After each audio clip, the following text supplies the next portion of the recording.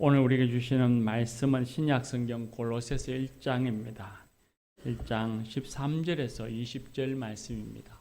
주보에 나와 있는 것이 조금 틀립니다. 1장 13절에서 20절 말씀입니다. 골로새서 1장 13절에서 20절의 말씀 신약성경 324쪽에 있습니다.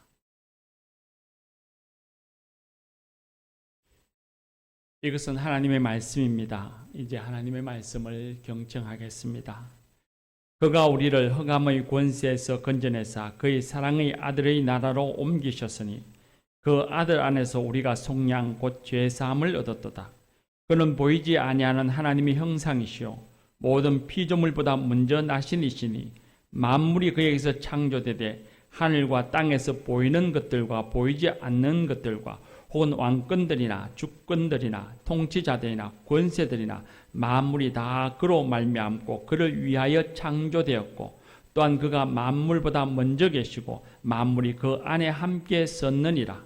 그는 몸인 교회의 머리시라. 그가 근본이시요 죽은 자들 가운데서 먼저 나신 이시니 이는 친히 만물이 어뜸이 되려 하심이요 아버지께서는 모든 충만으로 예수 안에 거하게 하시고 그의 십자가의 피로 화평을 이루사 만물 곧 땅에 있는 것들이나 하늘에 있는 것들이 그로 말미암아 자기와 화목하게 되기를 기뻐하심이라.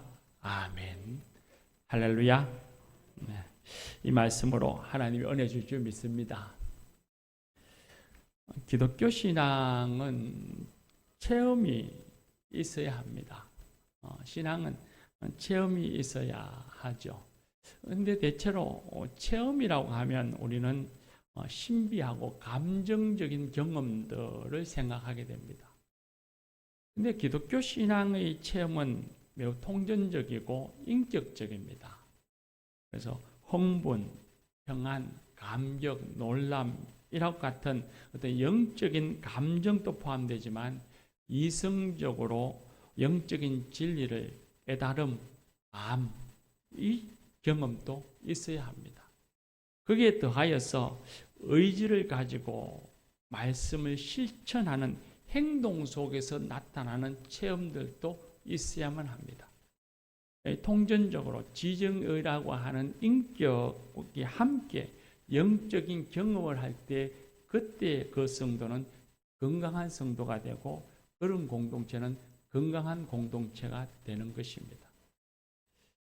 오늘 우리가 방금 읽은 말씀은 골로새 성도들이 그리스도인으로 성장하기 위해서 건강한 성도가 되기 위해서 지혜와 능력과 인내와 감사가 커지기를 기도한 바울 사도가 이제는 예수 그리스도가 누구신가를 증거하면서 예수 그리스도를 찬양하는 말씀입니다.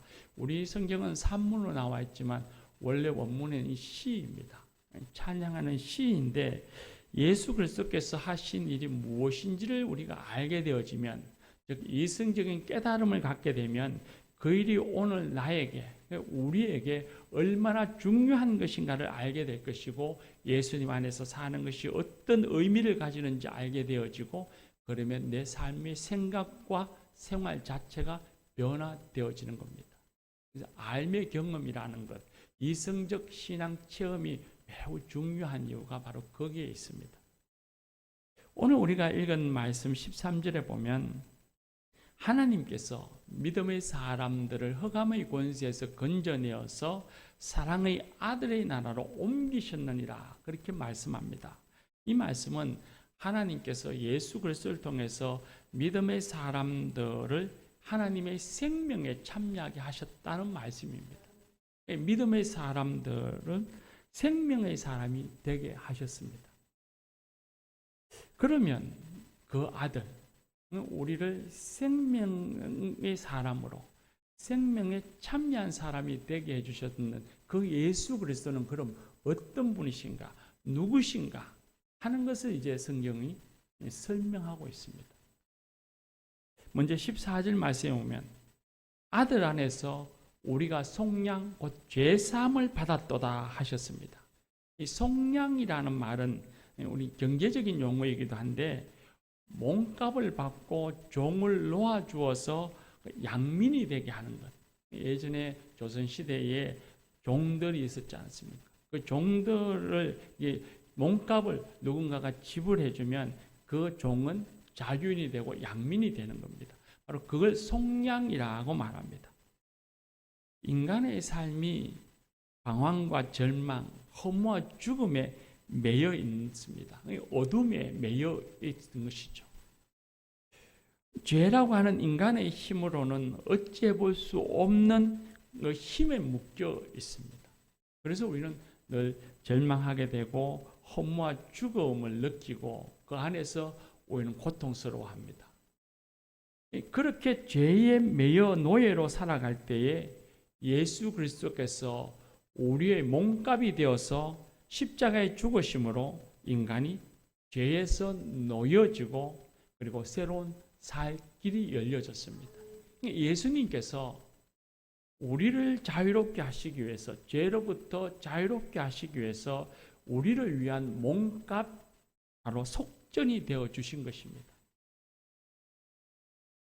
하나님께서는 이 진리를 믿고 예수 그리스도께 나와서 예수님을 나의 주요, 나의 구원자라고 영접한 사람, 바로 저와 여러분이죠. 우리들을 흑암에서 천국의 백성으로 옮겨주셨습니다. 죽음에서 생명으로 옮겨주셨습니다.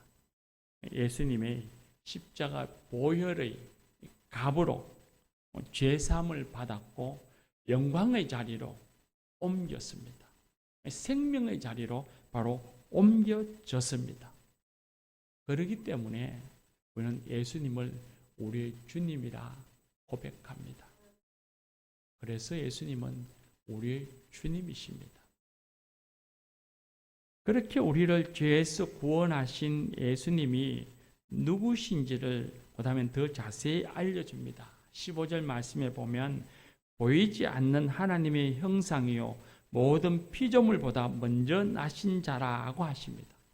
이 하나님의 형상이라는 말이나 먼저 나신이라는 말이 마치 예수님께서 우리와 같은 피조물 가운데 가장 먼저 창조되어진 분, 그런 의감, 느낌을 가져다 줍니다. 그러나 여기에서 하나님의 형상이란 우리와 같은 어떤 형상을 의미하는 것이 아니고 보이지 않는 하나님을 볼 수 있도록 하시는 분이라는 의미입니다. 예수님을 통해서 우리는 하나님을 하나님들에게 보여주시고 볼 수 있다는 말씀입니다. 누군가가 옆방에 이렇게 앉아 있으면 누가 있다는 건 알겠는데, 느껴지겠는데 벽이 가로막혀 있어서 그 옆방에 있는 사람이 누구인지를 우리는 자세히 알 수 없습니다. 그런데 통로에 거울이 있으면, 큰 거울이 있으면 열린 방문을 통해서 우리는 내 옆방에 앉은 사람이 남자인지 여자인지 온화하게 생겼는지 흉폭하게 생겼는지 우리는 알 수 있습니다. 바로 그것입니다. 예수님은 하나님을 우리에게 나타내 보여주시는 거울입니다. 그래서 하나님의 형상입니다. 예수님을 통해서 우리는 참 하나님을 볼 수 있습니다. 예수 그리스도를 통해서 하나님이 우리를 얼마나 사랑하시는지를 우리는 깨달아 알게 됩니다. 예수님이 아니시고는 하나님이 우리를 얼마나 사랑하시는지, 그 사랑이 얼마나 크고 놀라운지는 우리는 알 수가 없습니다. 예수님을 통해서 우리는 하나님의 사랑을 알게 됩니다. 우리를 향하신 하나님의 사랑, 우리를 위하시는 그 하나님의 크고 놀라운 사랑을 알게 되어지고, 그러면서 그 하나님의 사랑의 빛 안에서 우리가 어떤 존재인지를 깨닫게 되어지고 감격하게 되고 눈물 나게 되고, 그리고 예수님은 우리가 사랑의 삶을 살아가도록 이끌어 주십니다. 그래서 예수님은 우리의 주님이시고 우리의 힘이십니다. 먼저 나신이라고 말씀합니다. 먼저 나신이라고 할 때 낳다라는 이 단어는 사람이 사람을 낳았을 때 사용하는 단어는 아닙니다. 이 헬라에서 철학적인 용어로 사용되어지는 단어입니다. 헬라가 얼마나, 그리스가 철학이 발달된지 우리가 잘 알지 않습니까? 그 발달된 철학에서 비롯된 용어로서 계신자라는 의미입니다. 그래서 가장 유사한 다른 표현을 바꾼다면 예수님은 모든 피조물보다 먼저 계신 분, 이렇게 번역할 수 있을 것입니다. 예수님은 만물이 창조되기 전에, 만드시기 전에, 피조물들이 만들어지기 전에 이미 존재하고 계셨던 분입니다. 그래서 17절 말씀에 보면 그가, 예수님이 만물보다 먼저 계시고 라고 했습니다. 예수님은 만물의 일부가 아닙니다. 예수님은 우리와 같은 피조물이 아닙니다. 그래서 16절 말씀엔 더 놀라운 말씀을 합니다. 만물이 그에게서 창조되었다고 하십니다. 그라는 건 당연히 예수님이죠.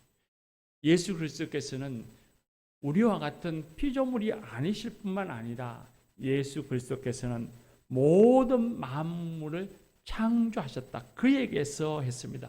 그로부터 창조되었다는 말입니다.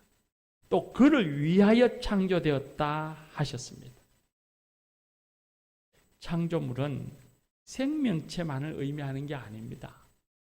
세상의 모든 권세, 모든 우주가 돌아가는 우주적인 원리, 우리가 세상을 살아갈 때 느끼게 되고 발견하게 되는 이 삶의 모든 원리들, 우주적 원리, 우리가 이 땅에서 경험하는 세계이든 경험하지 못하는 세계이든 또 눈에 보이는 것이든 보이지 않는 것이든 모두가 다 예수 그리스도에 의해서 창조되었고 그분을 위해서 창조되었습니다. 영어로 하면 프롬이고 포입니다. 교회 여러분, 우리가 이 세상에서 그리고 우주에서 경험하고 과학에서 밝혀지는 모든 것, 아니 아직 우리가 다 알지도 못하는 우주의 창조의 비밀은 바로 하나님께서 예수 그리스도를 통해서 그리고 예수 그리스도를 위해서 만드셨음을 우리가 믿으시기 바랍니다. 그래서 예수 그리스도는 만물의 창조주이시면서 동시에 저와 여러분을 창조하시고 이 땅에 보내신 우리의 주님이십니다. 예수 그리스도께서는 창조하시고 구경만 하신 것이 아닙니다. 우리가 읽은 말씀 17절 보면 그가 만물보다 먼저 계시고 만물이 그 안에 함께 섰느니라 하십니다. 그 안에 함께 섰다는 말이 무슨 뜻일까 ቃ우뚱하게 되는데 현대의 성경에 보면 그분에 의해서 유지되고 있습니다 라고 번역했습니다.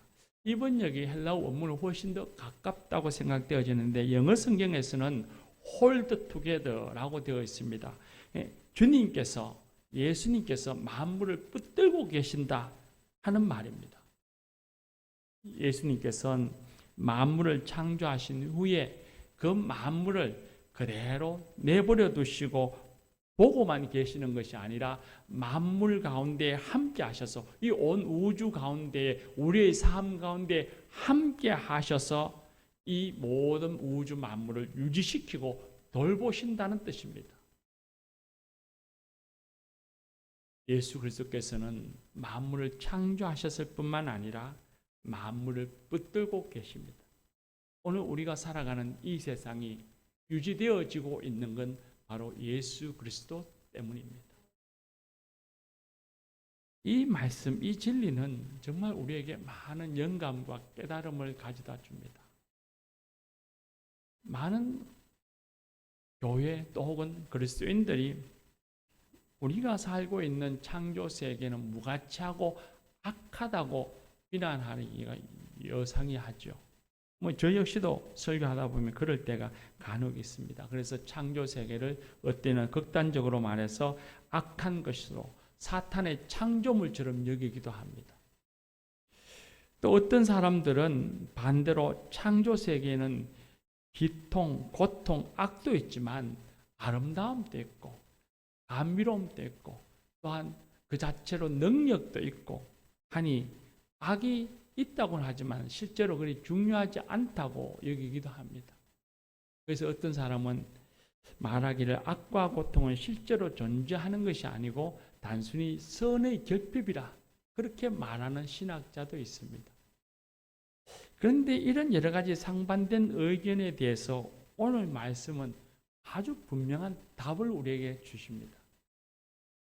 창조 세계가 예수 그리스도를 통해서 예수 그리스도를 위해 만들어졌습니다. 이 세계는 예수 그리스도의 구상이고 예수 그리스도의 솜씨입니다. 그런데 이 세계를 예수 그리스도께서 만드셨기 때문에, 사랑의 주님께서 만드셨기 때문에 아름답고 신비롭고 향기롭고 능력이 있기까지 합니다. 오늘 우리가 살아가는 이 시대에서 우리의 삶의 자리에서 아름다움을 보았습니까? 이 세상 속에서 신비로움과 능력을 보았습니까? 풍성함을 보았습니까? 그렇다면 그건 예수님 때문입니다. 예수 그리스도께서 세상을 만드셨기 때문입니다. 반면에 세상은 죽음으로 요약되는 추함과 악함으로 또한 가득 차 있습니다. 아니라고 말할 수 없죠. 안타깝지만 그건 사실입니다. 하지만 창조하신 분, 우리를 위하여서 십자가에 죽기까지 하셨던 그 사랑의 주님께서 이 세상을 창조하실 때 원래의 모습은 이런 모습이 아니었습니다. 원래의 의도는 아니었던 것이죠. 그럼에도 세상이 이렇게 추하고 악할 때에 하나님께서는 이 타락하고 악한 세상을 미워하시거나 외면하시지 않았습니다. 이 악한 세상 치유하시기 위해서 일하고 계십니다. 바로 예수 그리스도를 통해서. 하나님께서는 예수 그리스도를 통해서 처음 창조될 때부터 계셨던 우리 예수님, 그리고 그 창조 때에 예수님을 통해서 예수님을 위해서 만들어진 이 세상을 치유하시고 회복하시고 유지하는 일을 하고 계시는 것입니다. 그래서 이 세상은 그래도 추하고 악한 가운데 있지만 그래도 아름다움이 있는 것입니다. 그래서 예수님은 모든 만물의 시작이시면서 어뜸이신 것입니다. 이 말씀이 오늘 우리 개인에게도 매우 의미가 있습니다. 예수님께서는 앞서 말씀드린 것처럼 세상을 창조하셨듯이 우리를 창조하셨고 우리를 세상에 보내셨고 우리를 구원하셨습니다. 그런데 그런 예수님께서는 우리를 그저 제 나름대로 살도록 내버려 두시는 것이 아니라 이 세상을 유지하고 돌보시는 것처럼 우리 개인 한 사람 한 사람에게도 함께 하시면서 우리의 가장 내밀한 부분까지 오셔서 우리의 삶에 관심을 가지시고 우리를 돌보아 주십니다. 만물의 영장인 인간에게 깊은 애정을 가지고 계시는 건 우리는 너무나 잘 알죠. 근데 특히 택한 백성들, 창조하시고 불러 자녀 삼아주신 그 택한 백성들, 그 백성들을 하나님은 그저 사는 대로 내버려 두시는 것이 아니라 버려두시고 외면하시는 것이 아니라 우리 한 사람 한 사람 가운데 계시면서 우리의 삶을 사랑으로 보살피시고 도와주시고 선한 길로 인도해 주십니다. 우리가 하나님의 사람으로 살아갈 수 있도록 우리를 돌보아 주십니다. 우리가 어려움을 당하면 우리를 치유하시고 회복시킵니다. 우리가 넘어지고 우리가 고통스러워할 때 우리를 이렇게 세우시고 다시 새 길을 걸어가게 해주십니다. 이처럼 세상이 예수님에 의해서 창조되었고 예수님에 의해서 유지되기 때문에 또 우리의 삶을 그 예수님께서 창조하시고 우리의 삶을 오늘 또 이 시간 또 내일 또 우리를 보살펴 주실 것이기 때문에 예수님은 진정 우리의 주님이시며 우리의 도움이십니다. 마지막으로 예수님의 위대함과 사랑을 말하던 바울 사도가 오늘 말씀이면 갑자기 교회에 대해서 이야기합니다. 18절에 보면 그는 교회의 머리이시니라고 합니다. 그는 당연히 예수님이죠. 하나님은 우리를 구원하시고서 우리를 그대로 내버려 두시지 아니하시고 교회를 공동체를 세우시고 그리고 우리를 믿음의 사람들을 교회 공동체의 지체가 되게 해주십니다. 예수님은 바로 이 교회 공동체의 머리가 되십니다. 우리 몸이 활동하기 위해서는 끊임없이 머리로부터 오히려 명령을 받았습니다. 그것처럼 교회에 지체된 우리들도 머리 대신 예수 그리스도로부터 끊임없이 필요한 것을 공급을 받습니다. 예수님은 우리에게 필요한 것을 공급해 주시는 분입니다. 오늘 우리 읽은 말씀 19절에 보면 아버지께서는 모든 충만으로 예수 안에 거하게 하시고 했습니다. 예수님은 하나님의 모든 것을 가지신 분입니다. 하나님의 충만함이 예수 그리스도 안에 있습니다. 교회의 머리 대신 그리스도께서는 몸의 지체된 우리에게 필요한 모든 것을 공급하시고 우리가 하늘의 충만함, 하나님의 충만함을 경험하게 하십니다. 그래서 예수님은 우리의 주님이신 겁니다. 우리의 충만함입니다. 우리가 머리 대신 주님의 교회에 지체가 된 것을 기뻐하십시오. 사랑하는 교회 여러분, 오늘 말씀을 우리가 다시 되돌아보면 예수님은 우리를 죄에서 구원하신 구원자시고 또 창조하시고 돌보시며 그리고 하나님의 사람으로 살아가도록 하나님의 충만함을 공급해 주시는 분입니다. 그래서 주님은 우리의 예수 그리스도는 우리의 주님이시며 우리의 생명이시고 우리의 충만함이며 우리의 도움이십니다. 사랑하는 교회 여러분, 하나님이 기뻐하시는 삶을 살아가기를 원하십니까? 자신의 삶을 통해 이웃과 세상 속에 주님의 능력이 나타나기를 원하십니까? 그렇다면 우리의 주님이 되시는 우리 삶의 주인 되시는 예수 그리스도와 바른 관계를 가져야 합니다. 어느 자리에 누구와 있든지 간에 매우 솔직하게, 매우 분명하게 예수님이 내 삶의 주인이라고 고백하며 살아야 합니다. 교회 여러분, 삶의 방황을 느끼십니까? 좌절을 느끼고 있습니까? 인생이 공고하게 느껴지십니까?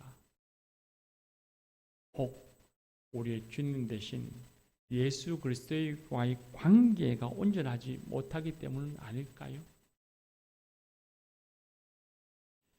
예수 그리스도 앞에 나와 그분께 삶을 맡기십시오. 예수님은 우리의 주인이십니다. 우리의 생명이시며 우리의 도움이시며 우리의 힘이시며 우리의 충만함입니다. 그분께 나아가 엎드려 나의 주님임을 인정한다 하십시오. 그때에 하나님은 분명히 우리에게 주의 말씀에 순종하라 하실 것입니다.